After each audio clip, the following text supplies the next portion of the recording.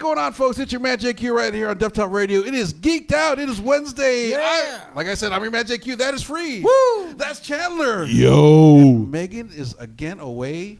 She's flown off to Atlanta. Literally, like the night before, she's like, "Oh, guys, I can't make it." I was like, Yeah. The I got to fly to Atlanta for filming. the life of a star. Such life, right?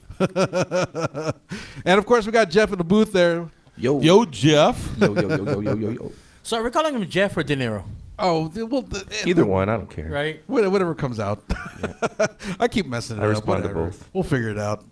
But yeah, we got a great show for you guys today. We are going to be talking about, the Rise of Skywalker. This trailer came out. Oh, yeah. The trailer. No, which one? I know. Well, Which I mean, The official. there's The a couple official. trailers out there. It depends on which one you're talking about. Right. and today is New Comic Book Day. So we have. What's that? It's New Comic Book Day. Today's New Book Day. So we have as you can see there, propped up against the monitor, we got Marvel 1000. Yep. Got that. It hit the stores today. So you guys, if you guys are watching this and have not picked it up yet, you guys missed out already. And yeah, we're going to talk about Spider-Man. We're going to talk about Spawn 300. Did Spawn 300 drop already? Or Next week. Next week. week. Okay. All Next right. week. But anyways, back to the Rise of Skywalker trailer. You guys have you guys watched it? I watched it. I've seen it. I mean, it's really it's not really that long, but Well, again, which one? I mean, there's I just there's seen- the one that had the footage that goes back. I want to say 3-4 months ago, where you have her jumping over the ship. Okay, yeah, You know. that was like a little teaser that they had before. Yeah, They yeah, just that's what I'm released, like, a saying. It couple was of like days. that's like a little teaser, and Yeah. then you have the trailer where it shows, it shows her walking up with a whole bunch of her compatriots as they walk up and see the city kind of coming before them. and there's like a party going on. And yeah, they're and walking then, to EDC. then you have the scene in the forest where you see the trees getting cut down by the lightsaber. Yeah, see, I don't know if I saw that one. Well, it's in the same, like the most recent one that came out has them all of those scenes in the trailer. Oh, Yeah. gotcha. Okay. So And then you have someone dressed in a cloak. well, it's a trailer, so we could say who it is. It's Yeah. Ray. You see Ray in the dressed in a cloak Yeah. with a red lightsaber. yeah. the Swiss Army lightsaber. The Swiss Army lightsaber. Huh? the Swiss Army lightsaber. Have you seen the Yeah, memes? Yes, I have. I saw that. But, it actually is a dual-bladed saber Yeah. is what it is. But more importantly it's red, Yeah. which is the sign of the Sith. Yes. Of course, yeah. Well, then you also there was the real quick scene of C-3PO with the red eyes. with red eyes sitting up. Oh, I missed that one. Yeah. I missed the details but it was on really that. fast. It was just like he sat up, you see the red eyes, and that was it. Wow. So I don't know. I think Lot of little little Easter eggs in there. yeah, isn't there? there is, and I don't know. I'm like, what I did with the last few Star Wars movies, I watched the trailers, but I didn't join in on the conversations with people that are trying to speculate about what's going on because I don't know. I feel like if I tried to speculate, I'd set myself up for like Right. heartache. I was Yeah. like, oh man, he's not a Sith. Oh jeez, I hate this movie, which happens to a lot of people, unfortunately. But Well, the one thing that that's actually gotten quite a bit of attention to it is the fact that Carrie Fisher is in this. yeah, Now, for those that aren't aware, Carrie passed away. yeah, A year and a half ago, I something think it like was. that. Yeah. And from my understanding is all the footage that we see is footage that was shot several years ago that never got used. Yeah. Yeah, I mean when they're filming and everything, keep in mind when they're filming the ones that we see, like what was the last one called? I don't know. I forget. Oh my God. Episode 8. Okay. So while they're filming that, they're already writing Yeah. for the next one. So Yeah. a lot of the scenes that she is in on this movie were already filmed in, yeah. during that time when they're still filming because they're like, well, we already got her and it's the same outfit, so let's go ahead and do another scene with her and blah blah blah blah blah. Yeah. And so, and then of course there's a CGI Yeah. that can do human mapping now. So like really good. Yeah, like it's really it's good. almost there. Like Tony Stark good. Yeah. You know what I mean? So yeah, no, I agree, and I think even when she passed away, literally like right after they were like, okay, well, fans, don't worry, we still have some footage that we're going to use. Yeah. We're going to make you cry. Don't worry. We'll make you gonna cry. Make you cry. So, but anyways, I mean, I don't know, like just the general feel about this last trailer that dropped. Like I'm just this is the feel that the vibe that I'm getting is that people aren't really excited. You know, I honestly, Star Wars and Star Trek too, but Star Wars has a fan base of, I like what I like, and if you deviate from that, I hate it.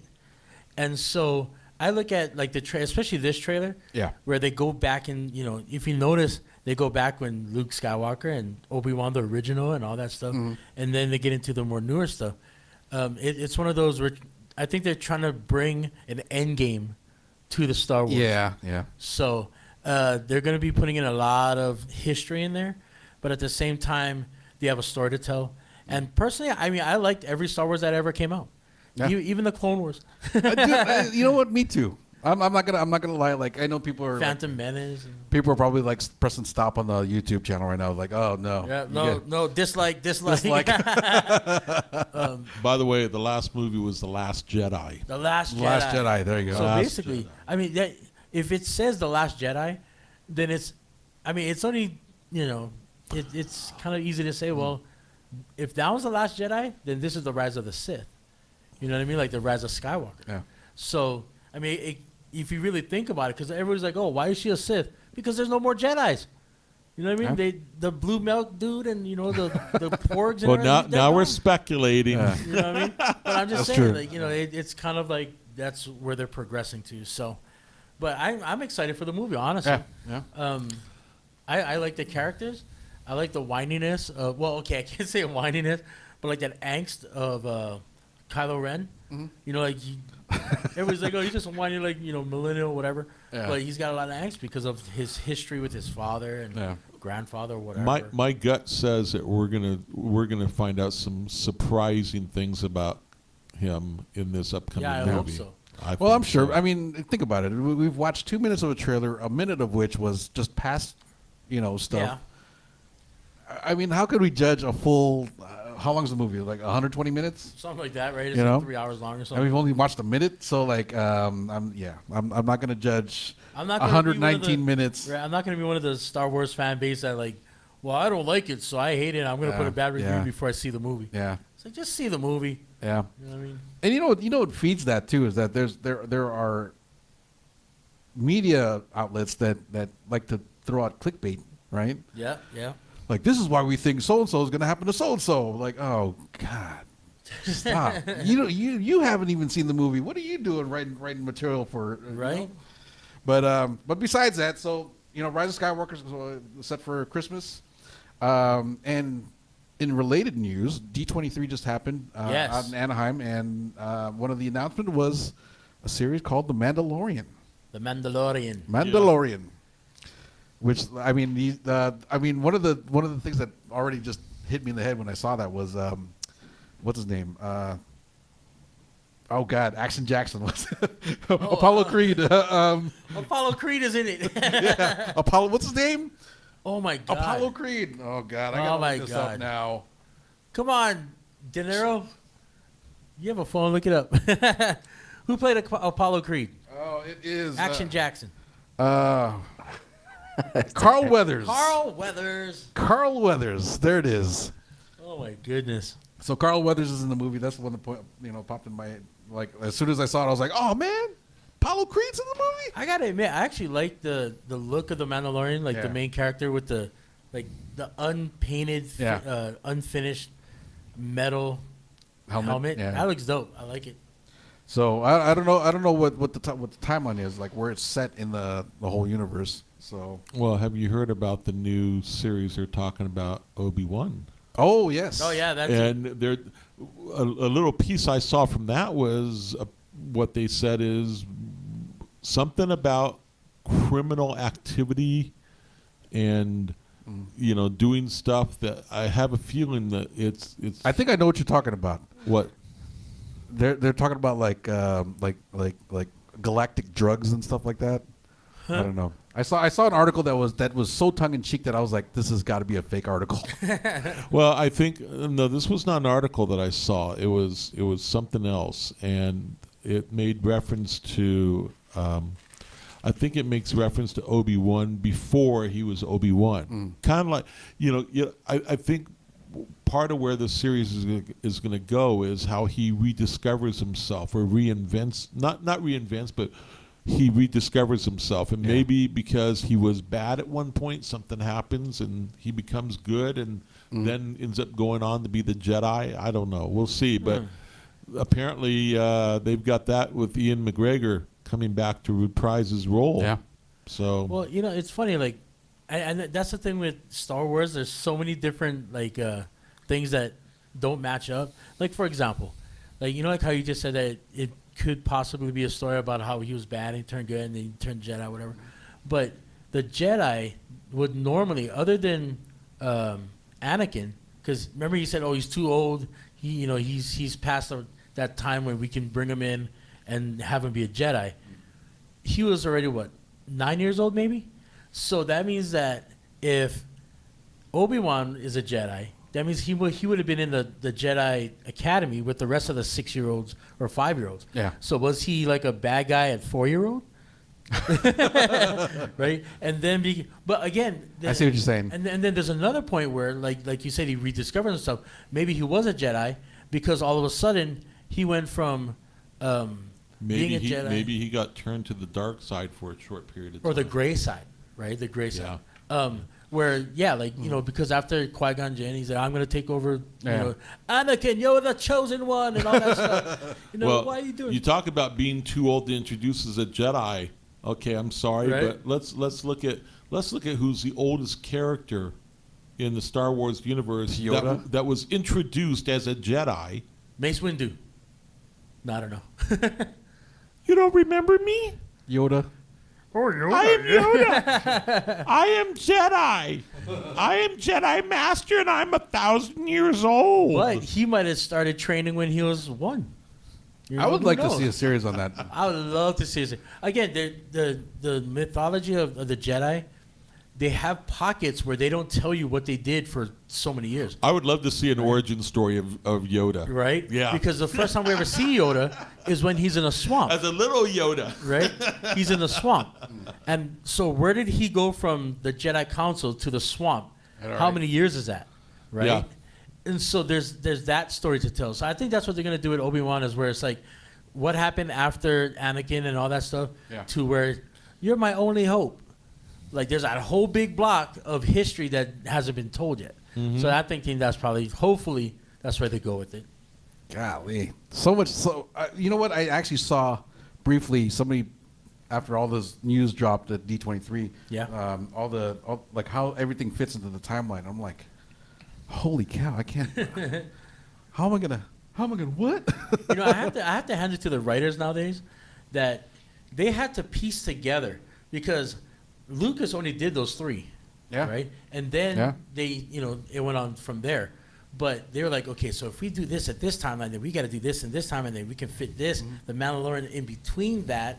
And so they had to really do like a Back to the Future kind of timeline thing. Now, when did Lucas turn over the reins from Star Wars? Was it after Episode 6, or was it did he still have say in the prequels? Basically, you're talking about when he sold it to Disney. Yeah. When was that? I think he still is on consulting. Yeah. Yeah, absolutely. But I don't think he had full reign of, like, if they decided to make a Jar Jar Binks, they're just going to make a Jar Jar Binks. I don't think if he said, "I don't like Jar Jar," they're like, "Yeah, we don't care." It's like, Hey, listen, you made Ewoks, so we're going to make Jar Jar. So, yeah, we're going to just do stupid stuff. We're going to make it so that way the blue milk comes out of some weird-looking thing. Weird-looking thing that hangs out on the side of a mountain. With a bunch of hairy penguins. 2012. Oh, so it wasn't even that long ago. I mean, literally 6 years ago, 7 years ago. George Lucas told Iger at Disney that he was considering retirement and planned to sell the company as well as the Star Wars franchise, and that was on October 30th, 2012, Disney announced a deal to acquire Lucasfilms for $4.05 billion dollars with a B. Can you imagine that though? Like being Disney and having a property like that come up. And you ready for this? Half was in cash, half was in Disney stock. Oh, so basically he got 4.05 billion. So he On got top $2 of- billion in cash, and he got $2 billion in Disney stock as to what the stock was worth in 2012. That was like- Has that stock gone up since then? I don't know. Let me see. Every movie they How put many out is times a did $1 billion movie. How many times did it double down? Like, let me just see. Let's see. Disney stock. Disney stock. Oh my goodness. But can you imagine Disney being so excited? I'd be excited if a property like Star Wars and Lucasfilms came up for auction or whatever, for sale. Yeah. I'd be like, yeah, we're buying that. We can make a whole big thing in Disneyland for that. You know what I mean? I mean, the franchise itself was worth $4 billion. Oh yeah. And then now they can do whatever they want with it. I mean, it's ridiculous. So what's George Lucas up to nowadays? Oh, he owns a planet. He owns a planet. He owns a planet. He's actually created some droids from real life droids. Well, he's the real deal. he bought Finland. That's why Trump can't buy it. Oh my God. All right, so 2012, the stock was around, let's say, it's about $50, 49. I want to say, according to what I'm seeing here, it looks like stock was around the $60 mark. Yeah, around there. In 2012, What is it now? like and it's 140. now at 140. Whew. I mean, it doubled up. Wow. So And it's a little- more than double its money. So he's got like $6 billion right now. yeah. No, seriously, like if you think about it, 2.25, 2.5, yeah. right? 2.25 billion, Yeah. and now you double that up. So and then you got an extra 2.05 billion. Yeah. He's just got another $5 billion just in stocks right Yeah, now. he's got, It's like- gotta be. Like, Gotta be. he's got unicorns and Yeah. all that kind of stuff. he He bought up the Michael Jackson Ranch. Is that what you're Yeah, saying? he's got the Michael Jackson Ranch and brought yeah, Michael Jackson back to life. He's done some. That's a whole other conversation. Anyways, when we get back, guys, we're gonna tackle our top 3 topics of the day. So stick around. All right.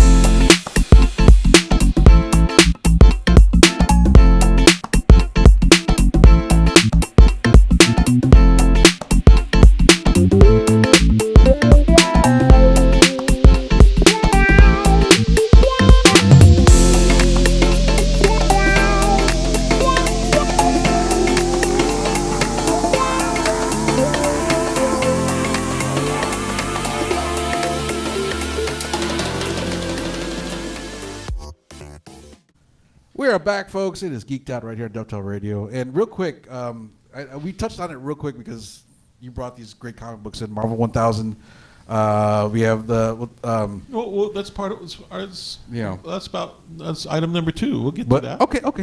I just want to make sure that everybody notices that we got all that cool stuff Okay. sitting in the front. So Show All and that tell. cool Show stuff and that's going tell. with me home. All right. Thank you, Chandler. That's a great gift. thanks for the gift. Thanks for the gifts. Oh man! All right. With that being said, this is our top 3 topics of the day.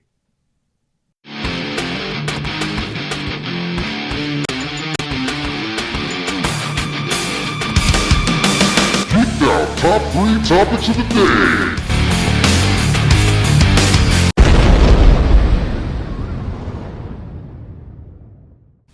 All right. Topic numero uno. Topic number 1. Topic number 1. Spawn 300 is releasing next week. It is. What do It we? is. What do This we? is. What do we think? Well, it's interesting because there's not too many independents, and Spawn is considered an independent, being it's not from Disney, not from DC, not from Marvel. It's part of the Image line, more specifically McFarlane.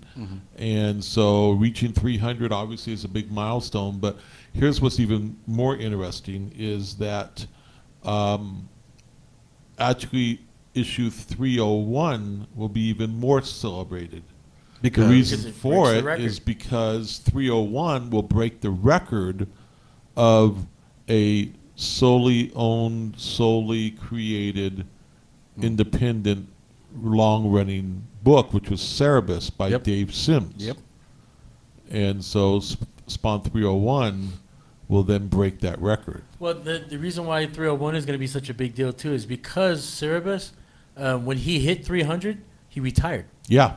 And so Sims was like, I get my 300, I'm gone. That's the whole point, is that Cerebus stopped at 300. So Spawn 301 is going to become the longest running series, independent series.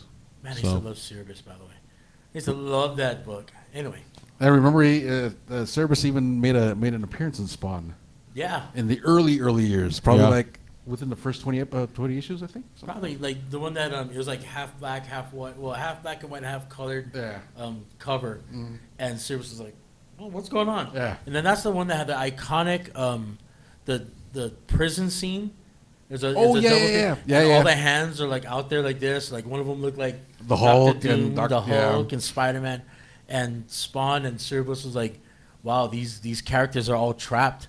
I was like, "Dude, Todd, you love controversy." Oh man, throwing shade. I mean, Todd was just like going at DC and Marvel, like, yeah, you got all these characters that you can't do nothing with. They're all in prison. Well, I'm not.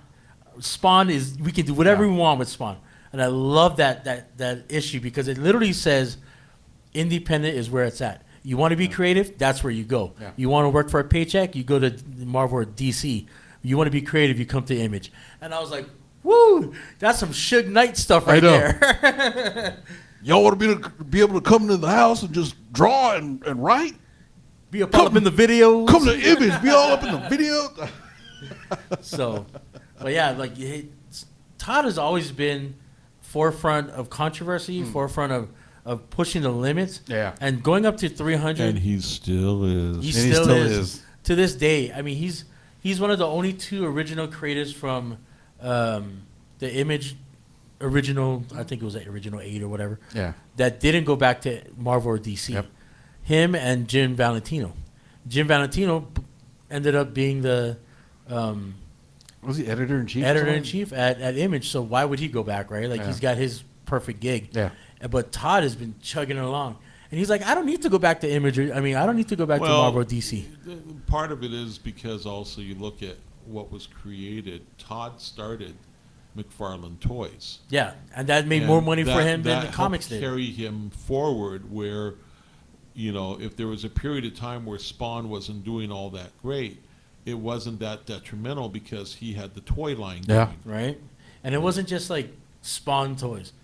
It was like Baseball figures, Baseball. basketball, football. everything. Oh, yeah. You know. Yeah. Like Freddy Krueger and Yep. all like those things. Kiss.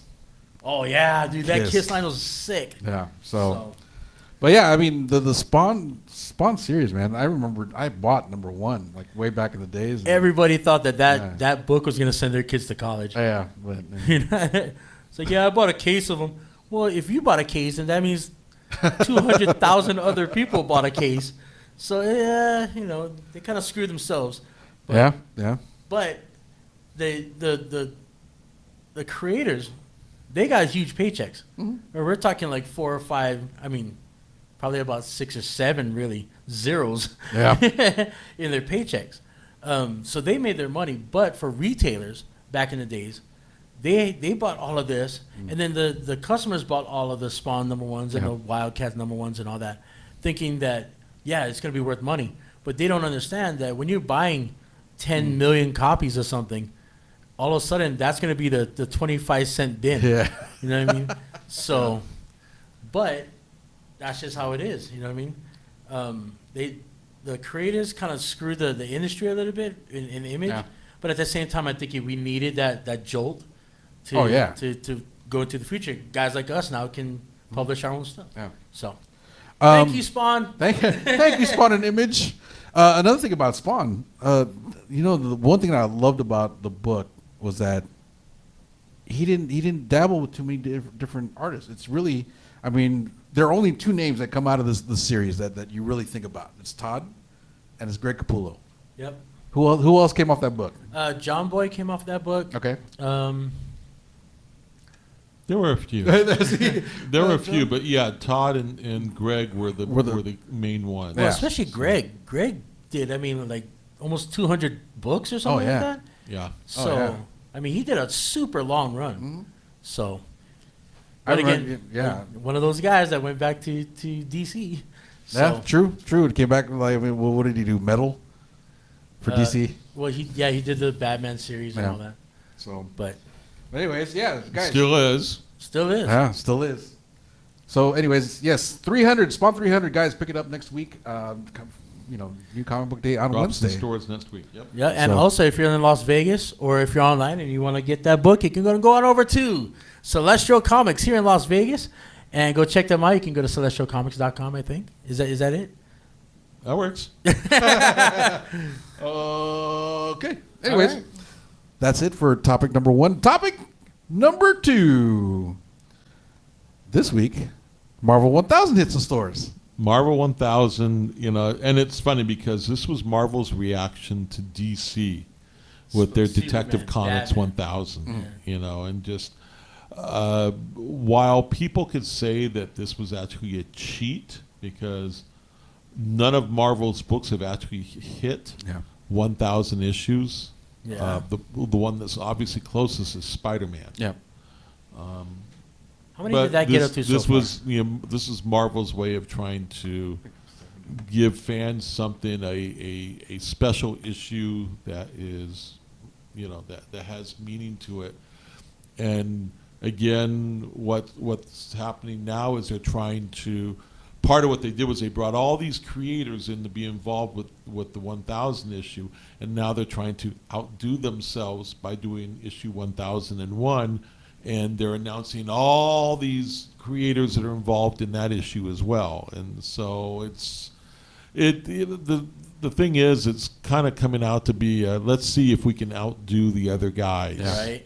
You know, part of it is, the sad part is, where do you draw the line of quality of product versus quantity of product? Exactly. Like, I wouldn't mind seeing, like, say, for example, I guess they can't have Jim Lee, but like say Chris Claremont and Mark Silvestri on just one page. The next one would be Hama and, you know, like Yeah. all these iconic duos on 1 or 2 pages. Sad part each. about it is they're not doing that.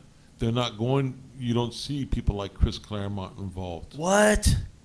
Yeah, because we What? literally just got the book like a few minutes ago, and we flipped through it, and there's so much content in there. There is. I That mean, I it's haven't a big gotten- book. I mean, we haven't really had a chance to really look you at know, it. So it's a huge list of who's working on titles now. You know, that the whole thing with Chris is quite controversial because Marvel has Chris under contract. Oh. They have Chris under contract, but they haven't given Chris anything to do. So basically, they put him They're on retainer. basically keeping Chris away from doing work for DC and other publishers. is Oh, what that, they're I mean, doing. okay, so I get the retainer thing, where it's actually good for Chris because he doesn't have to work all the time, But and he still wants gets to. paid. But he wants to. He That's wants the to, thing. and part of it is he's kind of chomping at the bit because here it is. You have Marvel. I mean, first off, okay, you have the movies that came out, Dark Phoenix. Okay, I'm not even going to go into what Chris said about that. But here on the heels of Dark Phoenix, you have what? House of X and House of X. House of 10. House of House 10, of 10 and Power Power of 10, 10. and that's being done by Jonathan Hickman. Mm-hmm. And from what I understand, he's Which is doing a good. great job. Oh man. But still, the problem is it's such a departure from the hundreds of issues. Mm-hmm. And I'm not necessarily talking about just the Uncanny X-Men issue. I'm talking about all the other, issues. X-Men that Blue, dealt with X-Men Red, mutants, X-Men whether it's Gold. New Mutants, or whether it's Yeah. Generation X, or whoever it may be. X-Force Black. All these issues that Chris was involved in creating these characters, and now it's there are directions that he would have loved to have taken them in, and now they're going in a totally different direction. Right, like you and didn't even he wants to consult bang him. his head against the wall. Yeah, like if they would have consulted him and say, okay, what do you think about doing this with that character? Then I can see the involvement and the respect that they should be giving him. But to just put him on retainer just so that he can't, basically they bought the option for Chris Claremont, so no other studios can use him. Yeah. So that and again, it's good because he doesn't have to work if he doesn't want to, but he wants to. Yeah. He wants to tell stories. That's his life. That's his thing. And it's kind of sad that they won't let him. What he's doing is he's got some other books that are out, and they're books that he's publishing. And the funny thing about it is when you look at the books, you'll sit there and go, wow, these characters look really familiar. Oh wow. They look really, really familiar. But it's him taking his story ideas, his character ideas, and placing them into new characters, new times, and everything. Yeah. Because that's all he can really do at this point.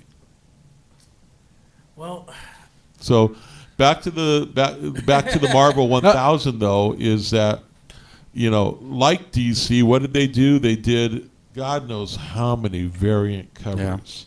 I mean, we've how got many- 15. I think we have 15 to 20 variant covers in the at store Celestial? at Celestial. Jeez. That doesn't, and that's not all of them. That's not all of them. It's a good number of them. But then that's just what was available from Marvel for stores to buy. Then you have all these stores that have done their own variant cover. You have DC, not DC, the Disney Oh yeah, the one. event Yeah.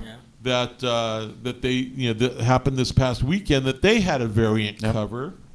And so once again, what you have now is you have a book that's supposed to be a landmark issue, and it's being buried underneath all of these variants. Covers and covers. And covers. now you're going to take an issue that's supposed to have significant meaning to it, and you're kind of killing the meaning to it because you're overexposing it. So basically, you're saying they're cheapening the meaning of the book for the sales of the book. Yeah. Yeah. Like D23, from what I hear, it's like trying to buy gold bricks.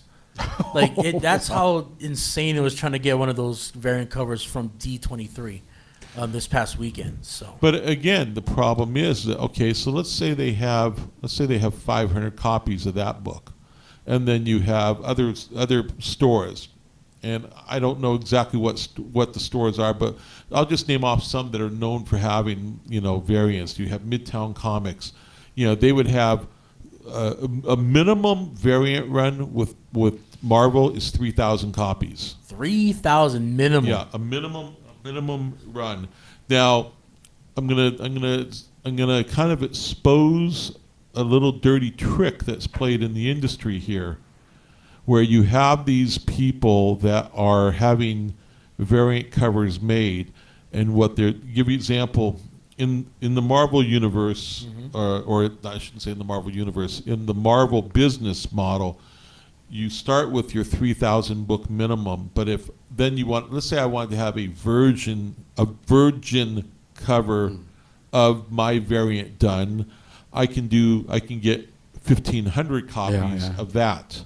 But I still That's have the to minimum. get the 3,000 of the regular variant cover that I'm ordering. So if you want the original variant and then the virgin cover, If that's I want the virgin cover, I can do 4,500. that 1,500. But here's what's happening: is you have these companies out there that are selling a regular variant and then a virgin variant, and the regular variant they're claiming is limited to 1,000 copies, Okay. which means that they're supposedly trashing 2,000 copies of what was the run that they had printed. Okay. And then what they're doing is they're saying, okay, well, here, this virgin cover, oh, we only have 500 copies of those. Those are limited to no more than 500.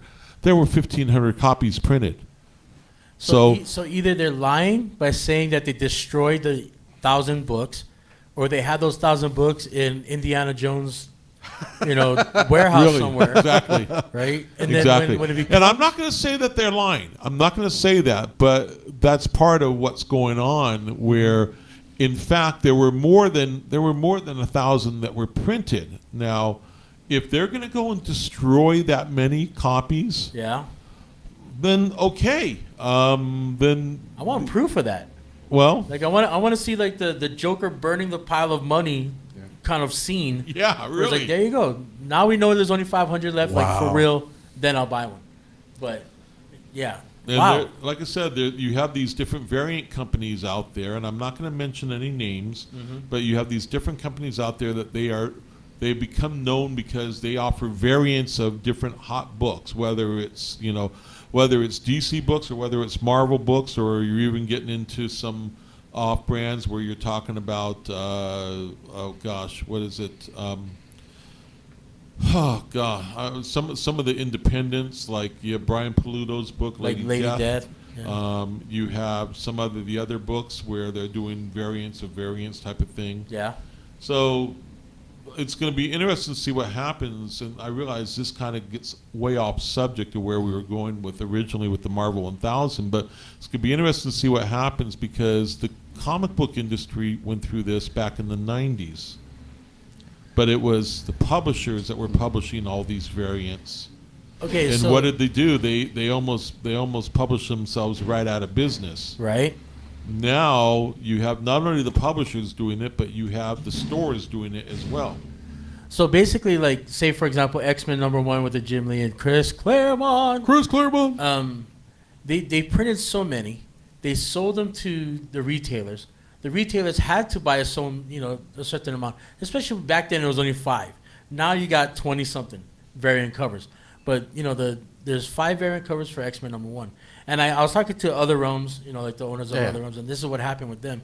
And a lot of the smaller comic shops in Hawaii, like Jellies and all that stuff, where they had to buy a certain amount of X-Men book in order to get the next variant. That next variant, you have to buy a certain amount to get the next variant, and so on and so forth, kind of like how you do now. But back then, it was like, well, you have to buy 100,000 X-Men #1 covers. Well, So- the first example where I really ran into that was when Spider-Man 700 came out. In Spider-Man 700, the cover that everyone had to get their hands on was the Steve Ditko cover. Yeah.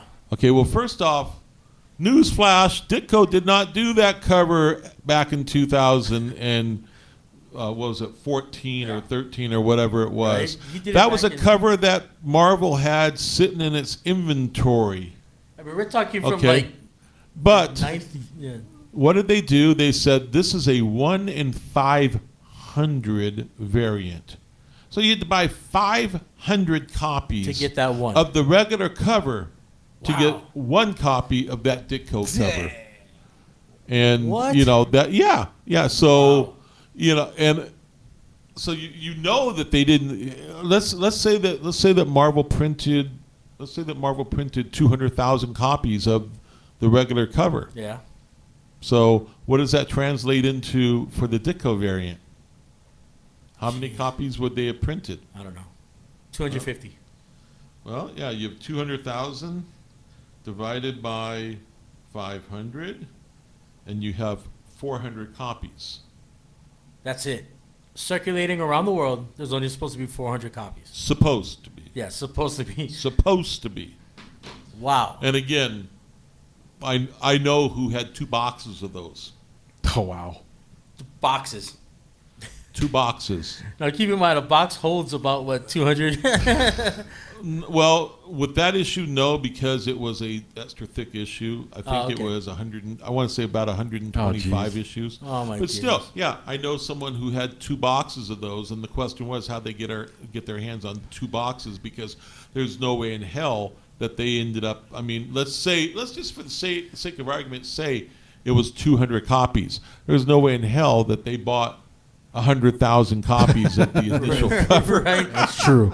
It's like I got a little shop the size of this studio, and I bought 200,000 copies. So and again, these are dirty little secrets. So you're hearing it here first, folks. Right, inside You're stuff. hearing it here first. All right, so back to Marvel anyone 1000. Who wants to challenge me, let me know. But yeah, I was about to say, getting back to There you Marvel go. 1000. Back to Marvel 1000. There's my mic drop. Bang. So, but Marvel 1000, I'm actually looking forward to actually looking through the book. Yeah.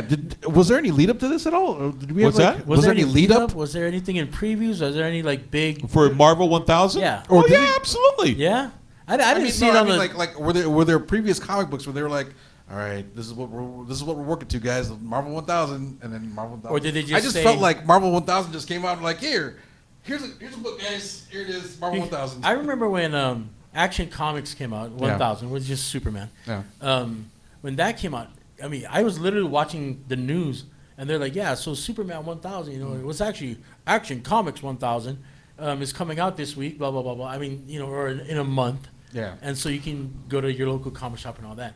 And then when Detective Comics came out, the Batman one, the 1000 or whatever, I mean, it was on the news. I heard it on the radio. And again, I think part of that was the fact that they really had issue 995, Right. Yeah. issue You could follow it. 996.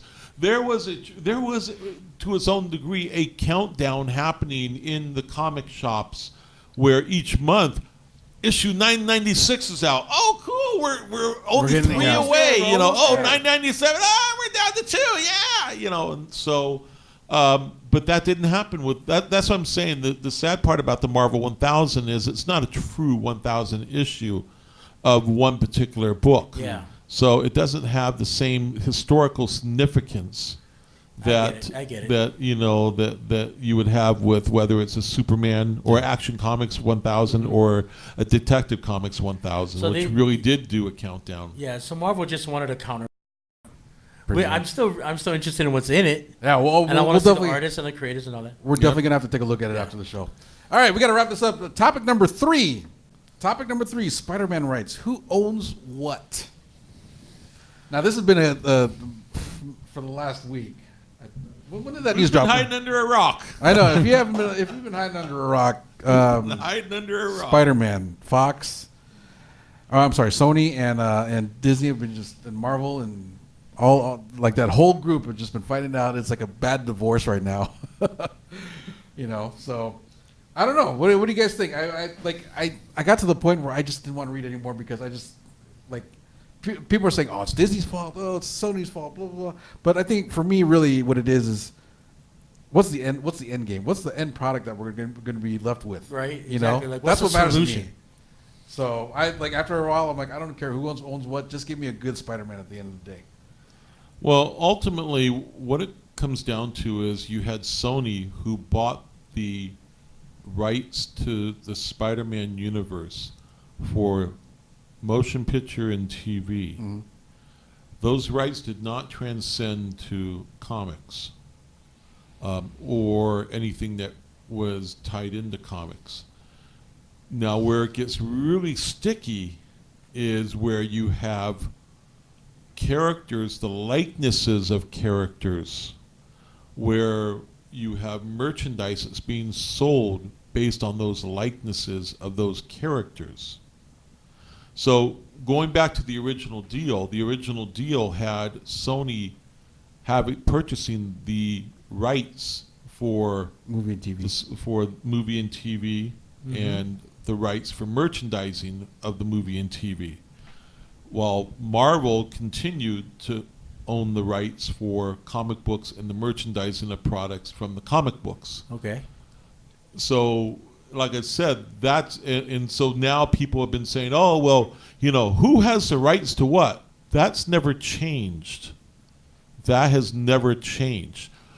But again, where it starts getting really kind of murky is when you're getting into the merchandise. And let's face it, merchandising is big money now. Oh, yeah. We're talking huge money. I mean, thanks to Star Wars. Yeah.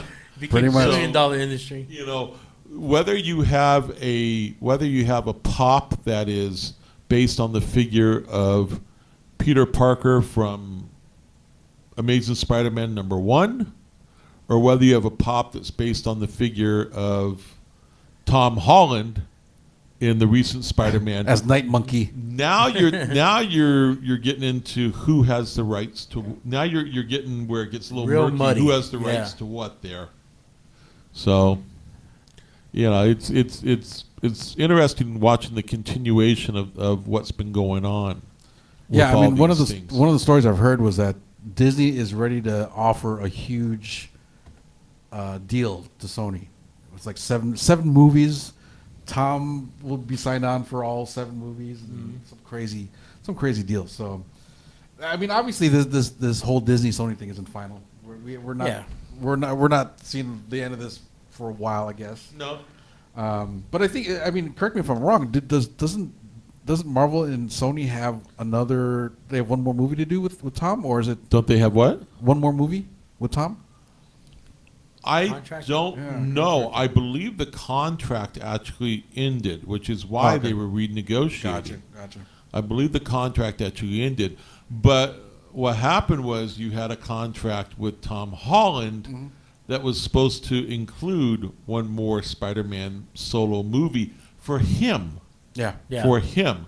So, the situation you have is you have the actor portraying the role and him being guaranteed to a certain number of movies, but that didn't necessarily play over to who had the rights to the movies. Yeah.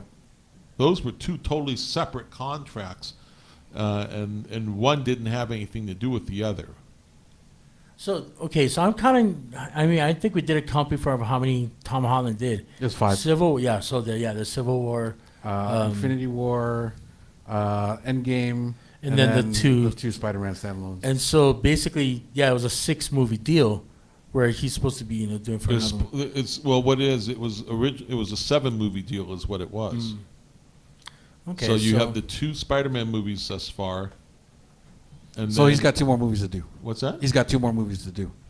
he's got 6 and 7 to do. Because he's done 5. He's already Okay, done 5. so wait a minute. Was he only in 3 of the Marvel Universe movies? No, there's Okay, so Civil it's War. Civil War, Infinity War, Endgame, Homecoming, and Far From Home. Those are That's the only 5. 5. Only 5. So Well- that's what I'm saying. He was. I don't think he was contracted for 7 because that would have been big news. I think he's. He gets contracted for 6. I think he's contracted for 6, and then Disney/Marvel is probably going to come out and offer like a 7 movie deal. So, I there's reports of, the reason why Disney's the bad guy. Like you just read the headlines, right? So I was like, I read one. It said because Sony flipped the bill to make the Spider-Man movies, and they only got 5% of the I don't know whatever profits. So that means that Disney took 95% of the profits. Now, granted, still 5% out of 100, or 600 million, that's a big chunk. But if you're fitting the bill for a movie, and all the CGIs and all that kind of stuff, you should get more than 5%. You know what I mean? Yeah. So, I think again, it's business, so you want to just gouge the crap out of the other people, but sometimes you got to be a little bit more fair on your pricing. Yeah, on your shares. I think right now, it's 5%, and then there's the remaining 95. But Yeah. I think what happened was, or I don't think, but this supposedly, it was the deal was put out and said, okay, if we're going to do some more, we got to change it to 50-50. But I think what's going to end up happening is it's probably going to be like a 70-30, maybe even a 60-40. Yeah, I was about to say like a 20-80 even. Yeah, You yeah. know, there's no way that Disney's gonna give up from 5% to 50%. Yeah. They'll be like, we'll give you 15 for the next 4 movies. Yeah, Then we'll that's- renegotiate. Something's bound to budge. So To me, I'm kind of on Donovan Peterson's kind of thing. It's like, if you want a good Spider-Man story, read the books. read the comics. Yeah. You know, pick up a comic. Yeah. That's where they base it off of, and that's where the writing came from. Yeah, like That's- what was that one storyline that just came out recently? The one with Kraven the Hunter. oh yeah, The Hunted. Yeah, Yeah. dude. I Great book. still haven't read the whole thing, but I bought all the books. I'm like, Oh, it's a great story. I'm It's a ready great to book. just go in on it. So, Ramos has done a great job on it. Everything's good. anyways, any other words on Spider-Man rights? I just hope they instead of dwelling on the problem, they find a solution. Yeah, You know, I'm sure they will. Yeah, instead Because of just nitpicking at each other. look at how many fans they've upset over this whole thing. Right. And again, I think if Sony decides, well, if you don't like our deal, then we'll just take our property back, and they try to make another movie, they're gonna get a backlash of, we can't see Captain America and Spider-Man together anymore. Yeah. We can't see the Iron Man technology. Yeah. We don't want to go see it. Yeah. At the same time, you know, the Marvel Universe, they deserve Spider-Man too. Yeah. You know what I mean? So hopefully they can just, you know, stop peeing in the wind and get down to business. So Anyways, that is it for our top 3 topics of the day, guys. When we get back, we're gonna wrap this show up. Stick around.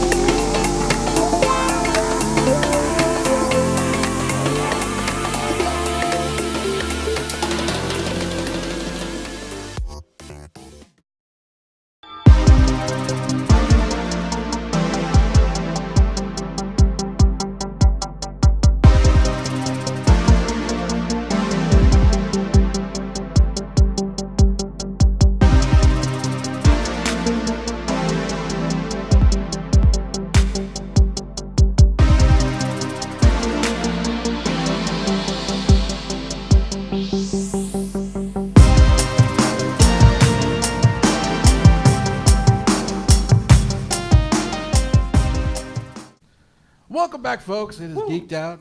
yeah, That is it for our show. Again, as I said earlier, Chandler was nice enough to bring in Show and tell. show and tell goodies. So we have obviously you see the Marvel 1000s over there. We also have Superman Year One, book number 2. Well, we have Superman Year One, book number 2, which actually came out a week or 2 ago.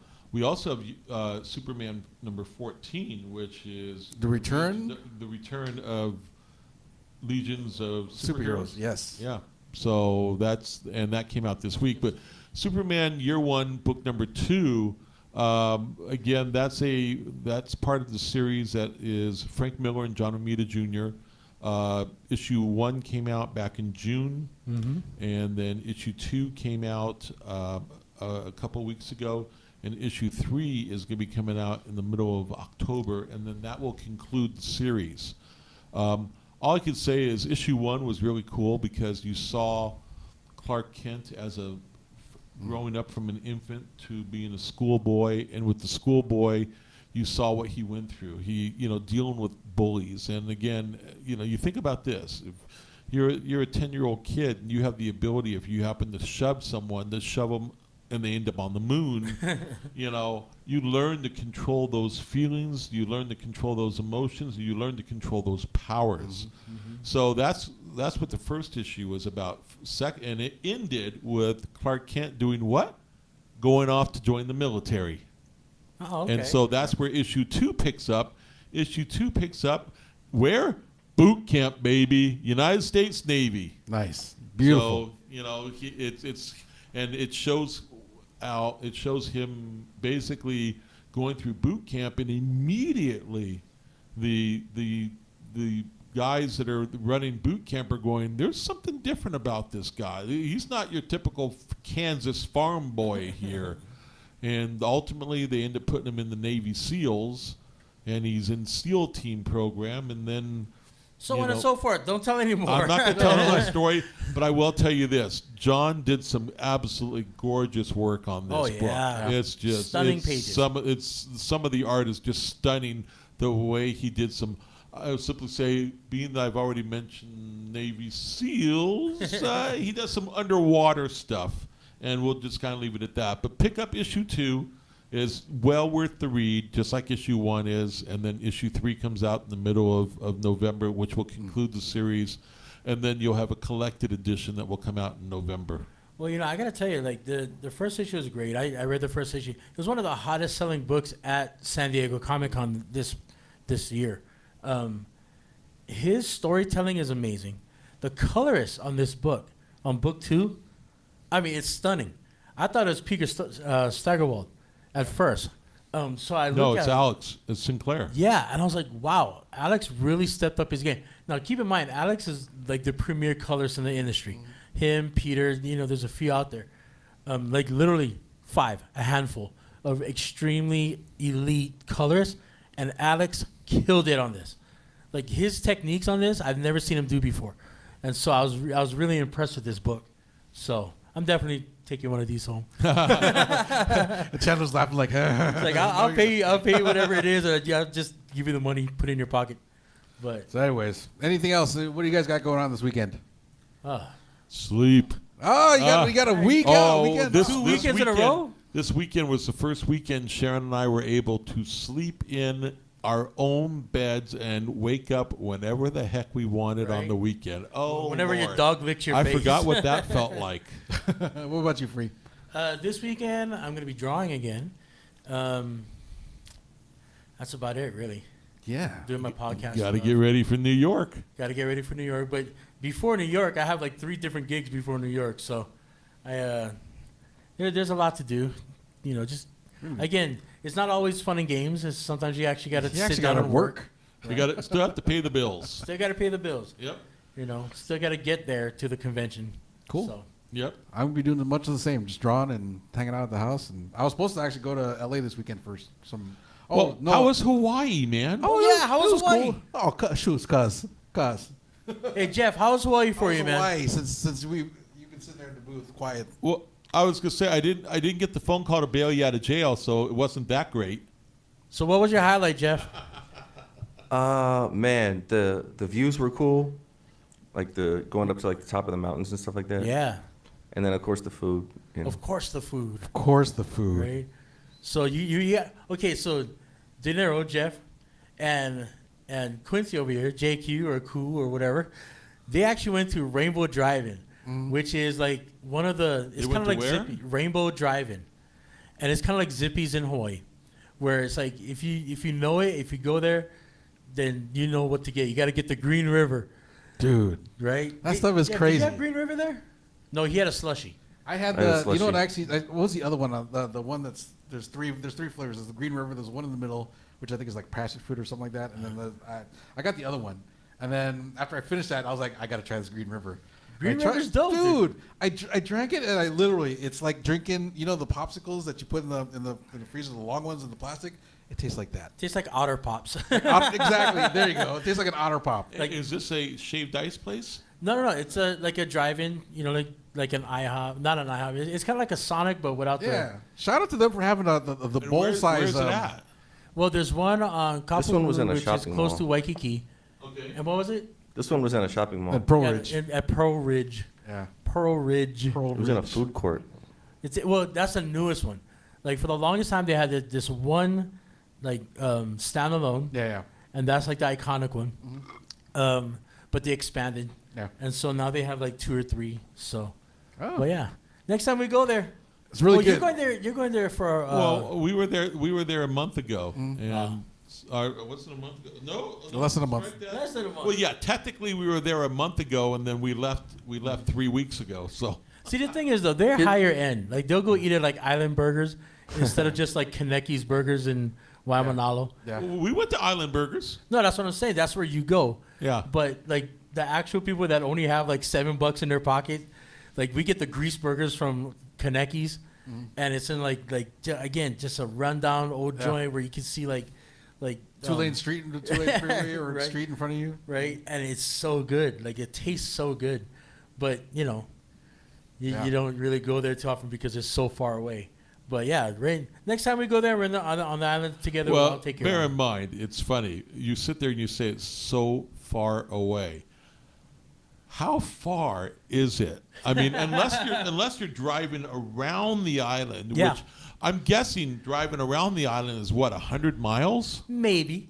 That's if you took every little by road and Like a little everything under to 100. literally drive all the way around the island. But I mean, to drive across the island is 10 miles, if that. No, absolutely. But you got to remember, Hawaii is the third most congested traffic in Yeah. There's New York, LA, and Hawaii. Yeah. right? No, the traffic was. Yeah, so the traffic alone, especially because the drive around the island, you've done it.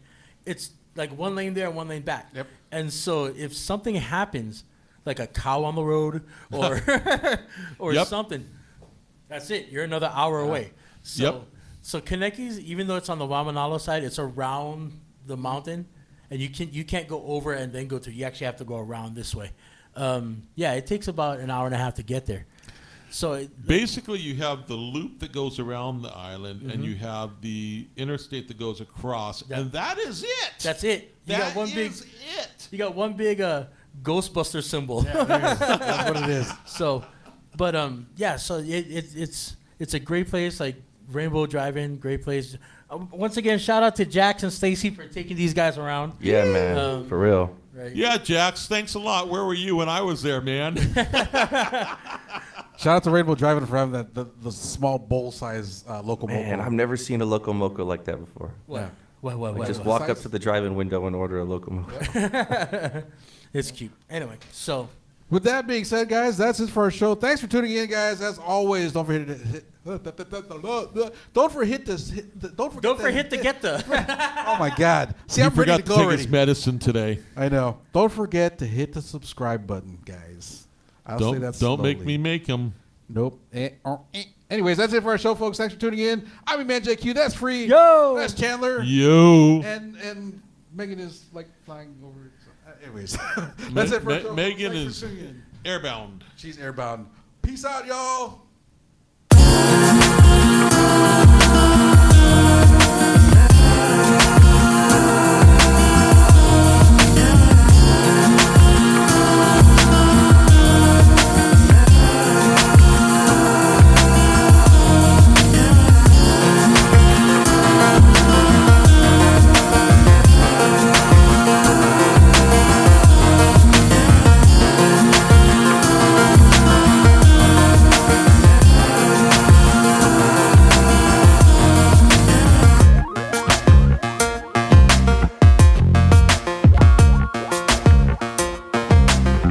What's going on, guys? It's your man JQ with Geeked Out right here on Dufftown Radio.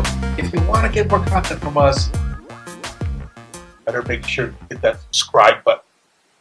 Don't know what you're missing.